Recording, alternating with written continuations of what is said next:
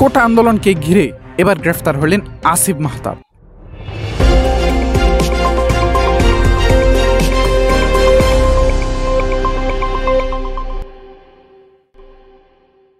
ব্র্যাক বিশ্ববিদ্যালয়ের সাবেক শিক্ষক জনপ্রিয় আসিফ মাহতাব উৎস শনিবার রাতে গ্রেফতার হয়েছেন।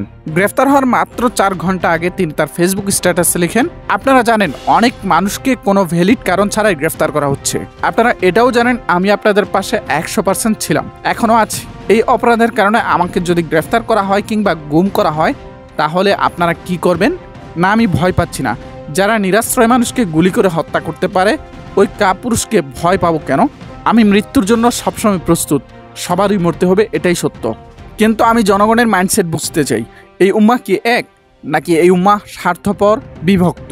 কে জানে, হয়তোবা রাজাকারদের কাছে এই পোস্টেও উস্কানিমূলক। এই স্ট্যাটাস দেওয়ার মাত্র 4 ঘন্টা পরেই তার বাসা থেকে তাকে গ্রেফতার করা হয়। এর আগে বৈষম্য বিরোধী ছাত্র আন্দোলনের ছাত্রদের যৌক্তিক দাবিকে সশরীরে ময়দানে উপস্থিত থেকে সমর্থন করেছেন তিনি।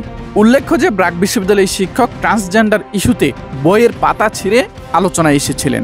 এ কারণে অবশ্য পরবর্তীতে তাকে ব্র্যাক বিশ্ববিদ্যালয় থেকে চাকরিচ্যুতও করা হয়েছিল।